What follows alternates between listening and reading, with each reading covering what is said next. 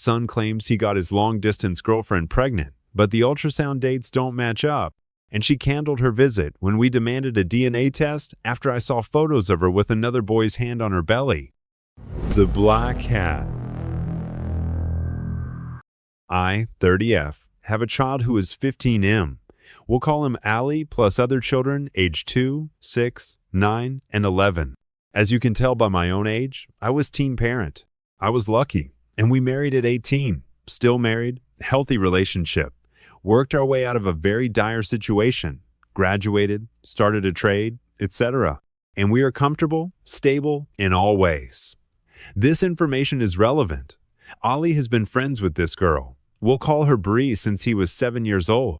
Their family used to live in the same city as us and went to the same school, same friendship group. We know her parents and are long-distance friends ourselves. Not close friends, but say hello when the kids are on video chat. Had drinks together before. Bree's family moved to a very small town 3 states away due to rental affordability.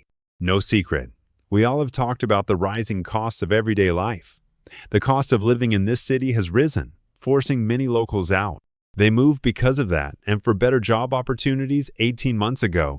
Since then, Ali has been begging for us to follow, giving us a sales pitch on cheaper housing, better paying jobs, none of which fit either of our professions. The whole works. We have said no because, well, no. But even if we wanted to, our other children are in school, sports, and our friends here.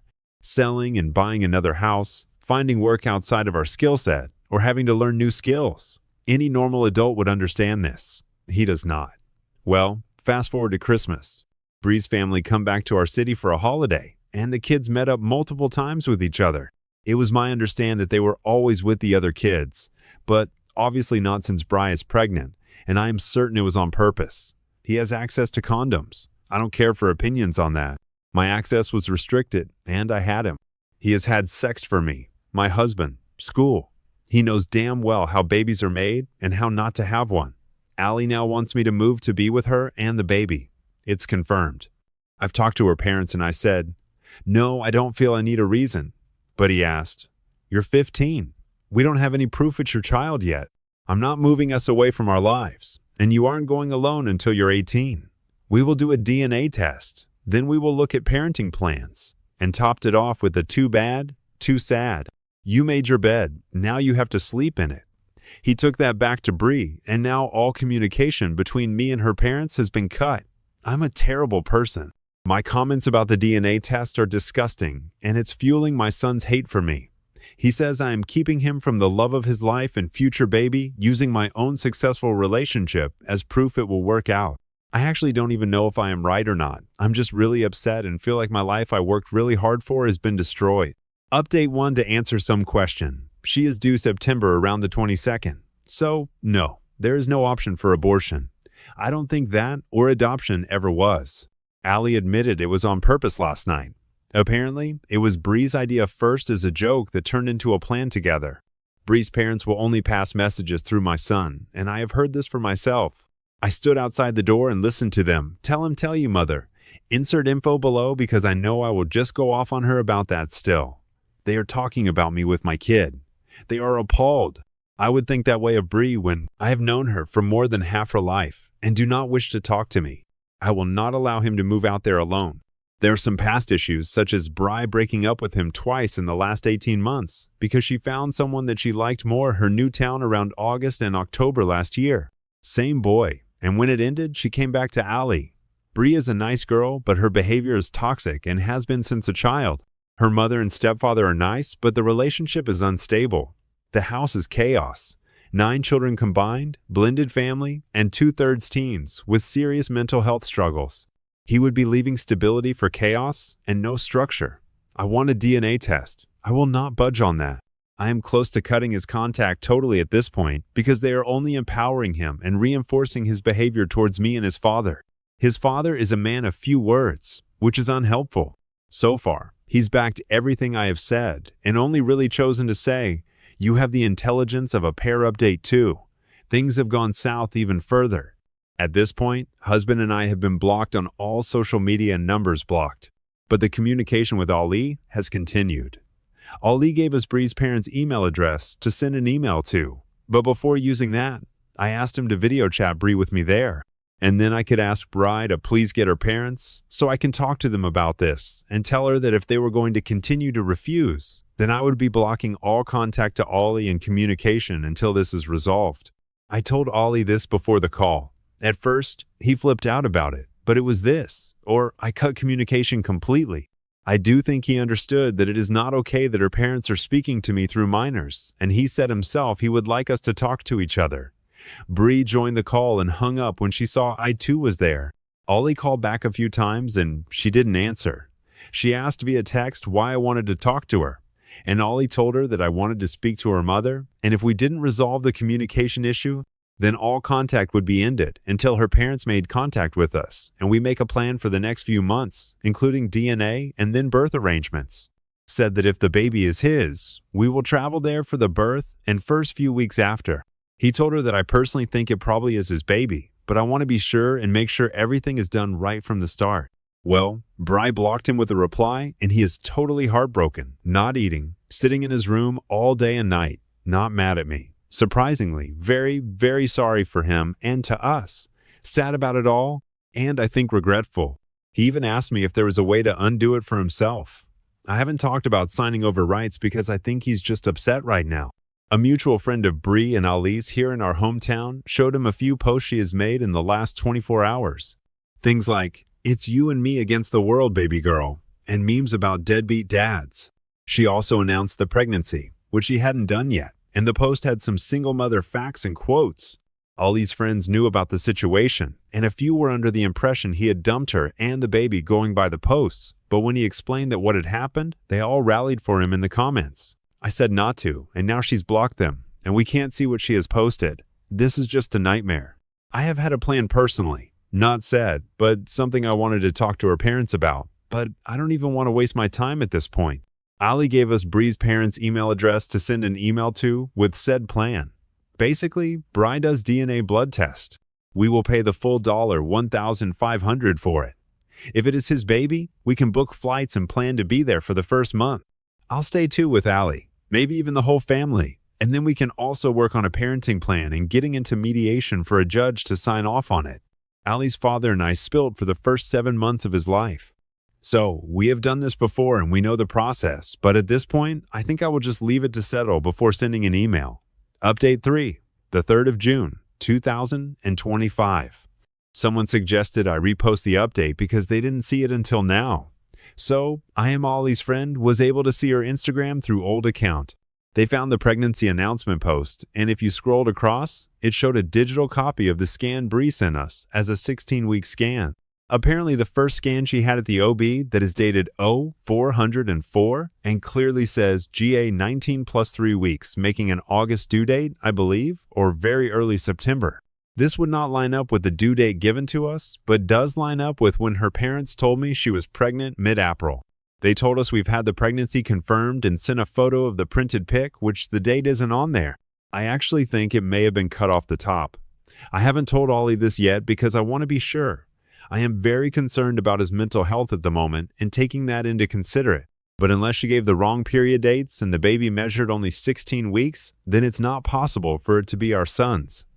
Also added information, her due date from what we know of the 22nd of September, she was here from the 20th of December to the 7th of January and saw Ali the 21st of December and 22nd and the 4th of January and 5th, never overnight. I asked Ali when did this happen, and he said the 4th of January was the only time, which makes more sense as they were in public gathering otherwise. They were at a mutual friend's birthday that night, but never stayed overnight. I have had 5 kids, and I know the dates are too close to figure it out that way. Ali also said that the joke Bree made was to just see if it happens the pregnancy, because then it's obviously meant to be, and he would be able to move to me. It sounds like she had the plan a lot longer, but I may be biased here. Update 4, the 15th of June, 2025. I spoke to Bree's biological father, lives in this town, who had no idea about any of this before you come for me. There was no known DV or anything. I felt I had run out of options at this point, and I just wanted a way to contact them. Bree's mother then made contact, agreed to the blood test if we paid for it. Allie and Bree spoke again, and Bree asked to come here for a holiday and have an ultrasound with him to prove dates in person. I agreed to this, but I may not be thinking straight with the stress we have all been under. She says she is 26 weeks. Sent him a photo of her belly, which has grown, and told him there is no other option but him to be the father, that the ultrasound had to go by her last period date, and she didn't remember. So she went by her app, and it was the period before. That's why the dates are out on the scan. I asked if she had a physical booklet of pregnancy notes or something, because I know from experience that they have all the confirmed information on them, but she said everything is digital with her doctor, and I didn't want to push because it's not my medical info. Wondering if I do just fly her out here on my own terms. Her mother agreed, and do the blood and ultrasound here and put an end to it all. Update 5, the 25th of June, 2025. We all come to a travel arrangement. We paid for Bree to fly out, and her father was paying for the ticket home. Bree was supposed to fly to us this morning and stay for 6 weeks total, flying back sometime in August. Her father's in charge of that flight. She was staying with us over these next few weeks while we do our annual the 4th of July family vacation for a week, and then a couple more weeks back here at home for the ultrasound blood test. This was decided together both families because Bri and Ollie would like to have some kind of positive experience memories during the pregnancy, and obviously if baby wasn't as Bri would be taken to her father's and we would be finished with it all. But she never turned up for her flight. She texted the night before that the doctor did not recommend she should not travel as she is at risk of preterm labor due to her age, and her severe morning sickness makes her only be able to tolerate pineapple juice. So she is needing to be hospitalized and maybe even deliver early.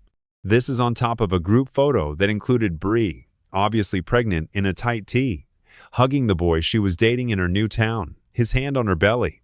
It was quickly removed from her story when Ollie asked, "I think it was intentional to make him jealous." I am done. I do not believe her or her parents. I have contacted a lawyer and therapist. I will not be updating again until I know the outcome of the DNA test, that I assume will not be done until after the baby is born, since I was told today I cannot force her to have while pregnant.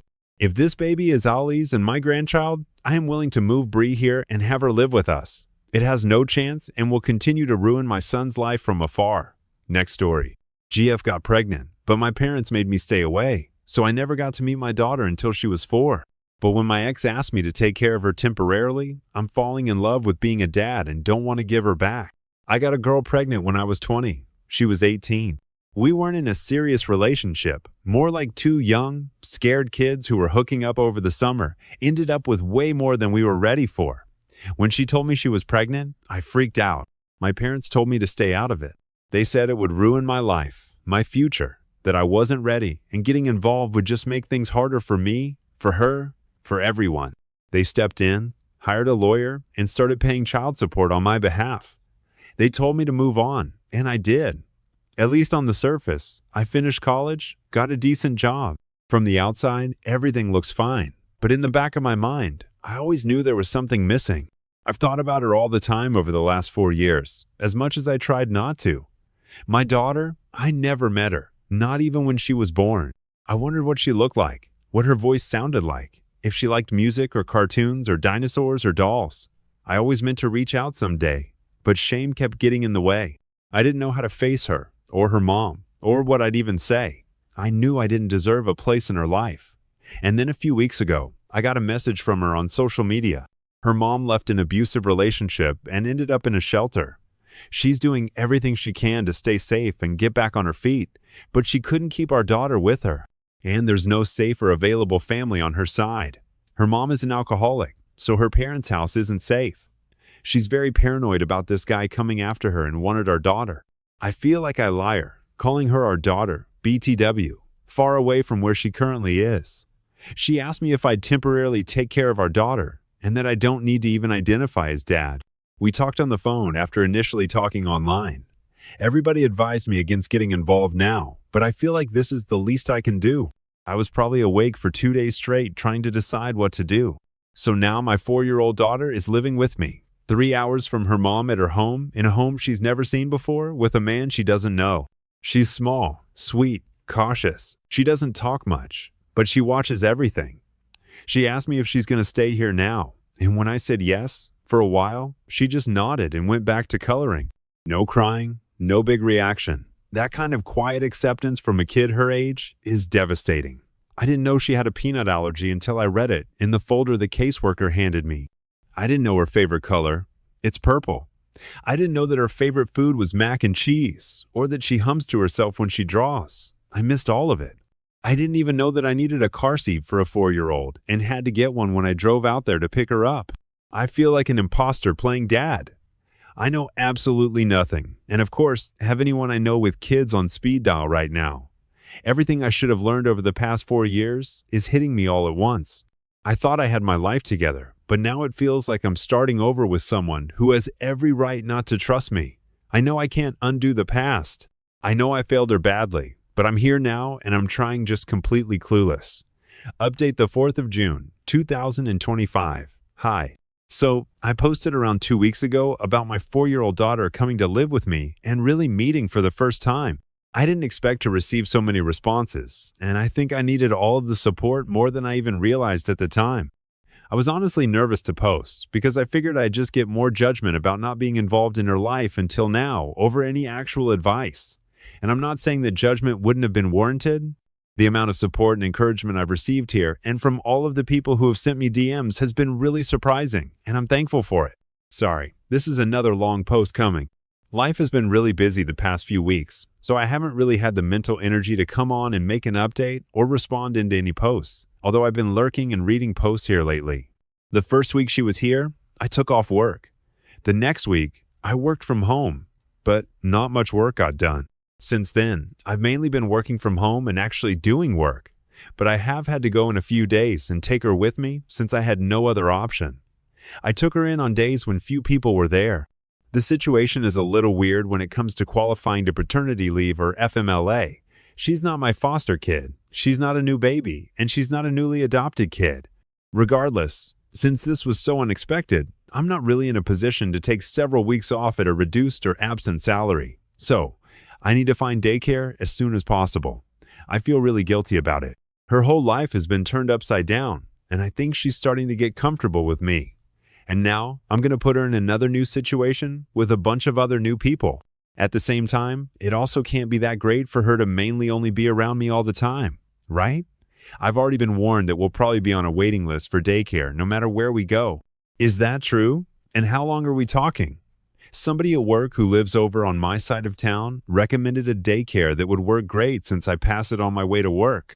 I looked up the reviews and decided it was a no. She won't be entering kindergarten in the fall, so I guess finding a preschool would be best. But does preschool even run in the summer? I'm hoping to find a part-time thing to save money, and because over the summer months, I can work a few days a week from home. It looks like many daycares around here offer part-time options. I just don't really like the sound of any of them. I think she's probably doing as well as she can be doing, given the situation. We have more of a routine in place now, which I think helps both of us. She has her own bed now. She talks to me a lot more without me having to start the conversation or ask her a question. Sometimes the things she says or the questions she asks surprise me, like when she stood up and just yelled, "I love farting," out of nowhere. Then she asks me things that make me nervous, like, "Did you have a daddy when you were little?" I mean, can a 4-year-old fish for information in that way? She still doesn't know that I'm her dad, and I don't really want her to ask. I don't really know that she'd put anything together like that, but it still makes me nervous. We're still in touch with her mom daily. We met up with her this weekend. I could tell that her mom was putting on a brave face, but she didn't want to leave her. I thought she might tell me she wanted to take her back with her. Well, I know that's what she wanted, but she didn't act on it. Then, when we went back to my place afterwards, I sort of had a 2-hour-long meltdown. Didn't know a kid could scream for that long and that loud. She threw stuff everywhere, wouldn't take a bath, wouldn't go to bed. I didn't know what to do, so I just stayed calm and pretended like it was no big deal. I just tried to ignore it, and eventually, she calmed down enough to pick all of the stuff up that she threw around.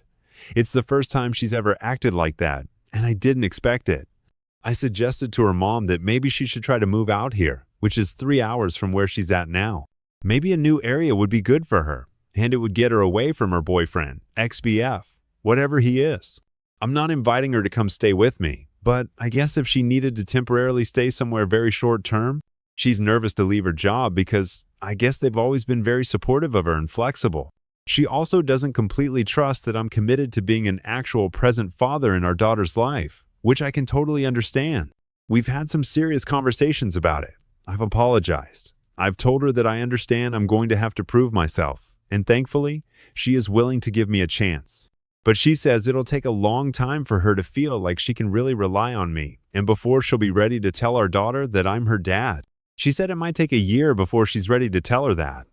Comment where Op has replied, commenter, "Hey man, good on you for getting involved. It's good that you're focused on the here and now, but I really think you need to start thinking about 6 months from now. The mom doesn't want to move, has said this is temporary, and doesn't want her to know you're her dad. Are you okay if 6 months from now she comes and takes her back and doesn't want further contact?" I'm not sure how those conversations have gone, but just based on what you've said, this doesn't seem like a permanent thing from the mom's perspective. The way you're planning though, it seems like you're planning on that though. Aside from that, I'm confused on the mom's situation. She's in a shelter, abusive ex-partner. Is it ex currently has the same job and doesn't want to change? What exactly is she doing to get back on her feet? She sent her daughter away. Was it purely safety? What has to happen for her to decide it's time to take her back? I think you need to get a better handle on what's going on and what her plan is. Personally, it doesn't seem to me that you'd be fine with her leaving you in 6 months, never knowing you're her dad, and never seeing you again. You're her dad, an active parent, financially providing. So, I imagine you have parental rights and some sort of case for partial custody. I'd be getting a lawyer, knowing my rights, and figuring out your own plan. In addition to it being bad emotionally for her, you don't want to send her back to an unsafe situation. If the mom and the ex make up, she might be abused next. You're the safer environment. Time to put the interests of the kid before the mom. OOP. I don't think she planned for my involvement in our daughter's life to be permanent. She didn't think I'd want that. She's told me that. I know my daughter living with me full-time is almost definitely not permanent, so I'm not looking at it that way. But I want my presence and involvement in her life to be permanent and to have time with her. She didn't even think I'd say yes to taking our daughter. She doesn't believe me when I say that I want to stay involved in our daughter's life. And she seems to be in the mindset that I can't wait for this to be over and go back to my child-free life. She's considering moving here, but I'm the only person she knows here. She's going to quit her job, which seems to be the only stable thing she has right now, to move 3 hours away from everyone she knows, because the guy who walked away 4 years ago says she should move here, and he'll help raise her kid. She's told me she's scared to leave her job because she has no qualifications and never sees job openings for things she's qualified and that pay a living wage. I guess her employer has been flexible with her as far as being a single parent goes, and she feels like she's taking a risk leaving. It's her ex-boyfriend. There's legal stuff going on with him related to him assaulting her, and he's threatened both of their lives. They were living with him, and it's his name on everything.